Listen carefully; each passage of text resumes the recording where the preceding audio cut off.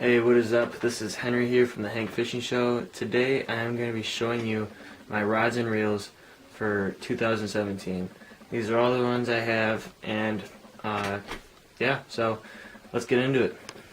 So these right here are all of my rods and reels, not including the fly rod up there and this fly rod right in here.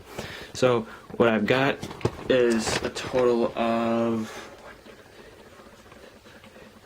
like 10 rods total. They all are used for different things, and I know like some people might say like, oh, you need a certain rod for this and a certain rod for that.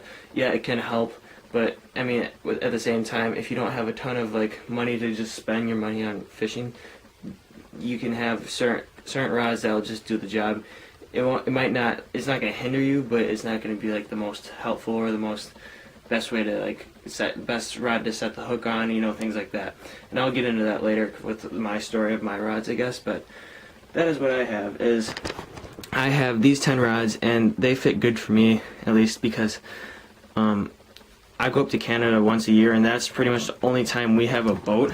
Like we only have like a V bottom up there, and I just found out that the motor is like done on it, and so I don't know what we're gonna do then for that, but we usually bring up our rods, like 6 or 7 rods, and that just does us a trip for the week. I mean, granted, it's not the rod that catches the fish, like you catch the fish and the bait catches the fish, but it does help to have like that line and that just like a good working reel and rod, which I feel like I have decent of. You know, I really started from like nothing and worked my way up to something, and so I'm going to show you the rods and reels I have, and yeah. Alright, so the first 2 rods I'm going to show are these 2. I have one spinning and one bait casting, and the thing is how these rods came to be and what I got for them and like how I got them is this spinning reel was on this bait casting rod, which you might think like, what? Why is there a spinning reel on a bait casting rod? I couldn't tell you. I got it from a fishing guide up in Canada for free. He gave it to me, and he's like, just pick one out, and I didn't know anything about rods at the time, so I was like, let's just pick out this G Loomis, that looks cool.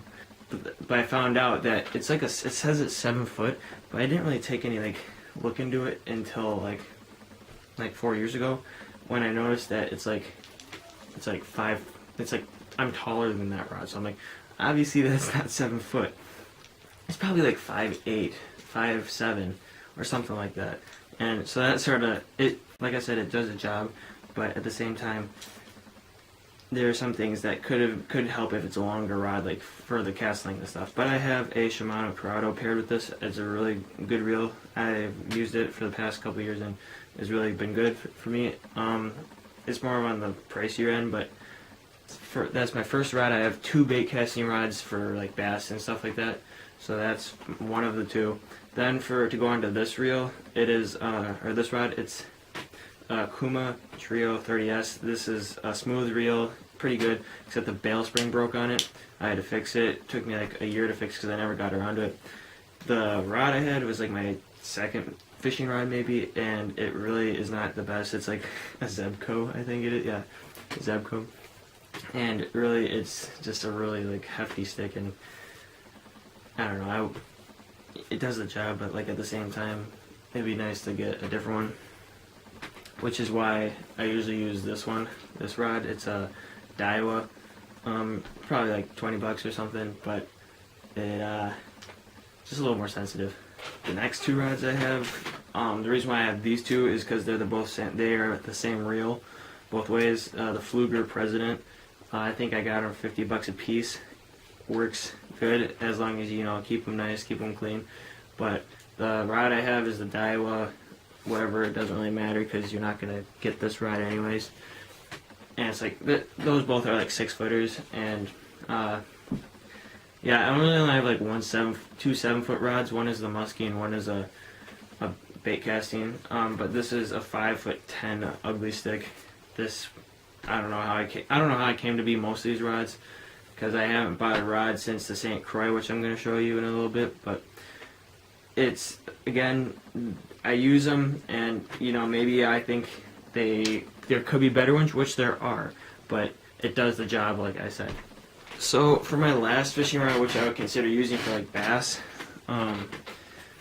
would be, or bass or any other smaller fish, the other two fish are poles or musky rods, is the St. Croix and Abu Garcia Black Max combo.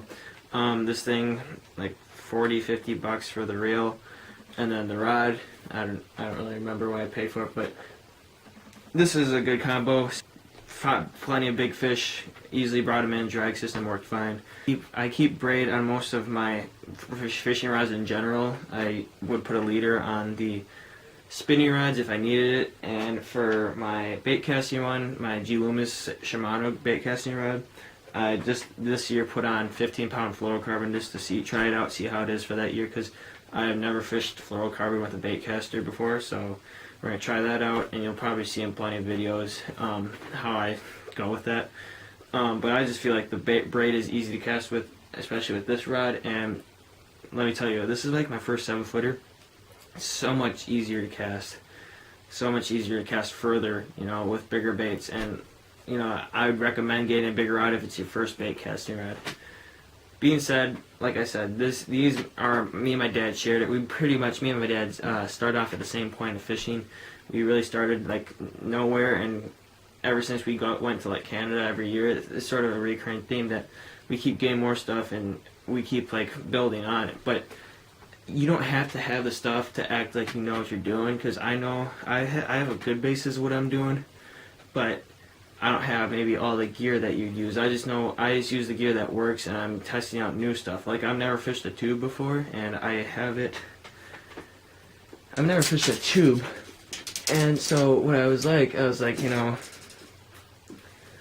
why don't I try something finesse, but I don't want to try like a wacky rig or like a weightless Texas rig, so I tried using a 1/4 ounce tube, and I'm gonna go out fishing tomorrow and see how that goes. So I have this is like a 6'3", and this is like a 7'1". They're both like Gander Mountain musky rods.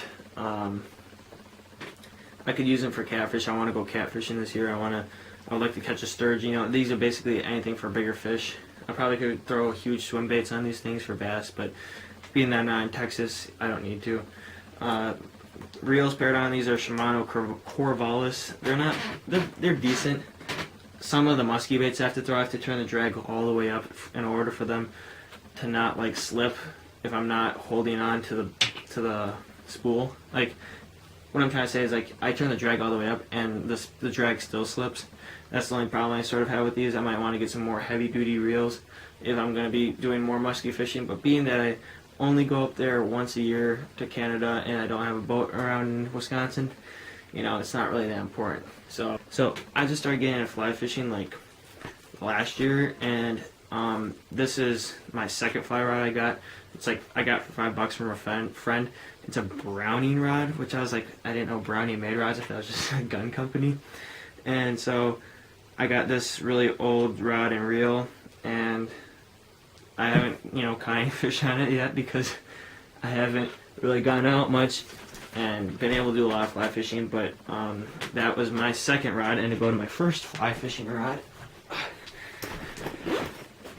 it's a Cabela's Prestige or whatever, something like that, 3-piece rod. It's like a 5-weight. Both. That was a shorter rod. The other fly rod is a shorter rod, but this I like the smoothness. The line's great. Everything. I got it in a sort of a combo, and that's what I go with if you're gonna start fly fishing. Get a combo. Get everything you need to get set up because you're a complete noob. So you might as well just get the combo. You know, I don't know. Fly fishing is completely different than regular fishing, and it's sometimes really annoying and sometimes really tough. But when you hook into a fish that is on the fly, it's one of the coolest experiences I've had in fishing. So, thanks for watching. That is all my rods and reels. Just remember, you don't need a ton of rods and reels to catch a big fish, good fish. You know, lots of fish. You don't need one.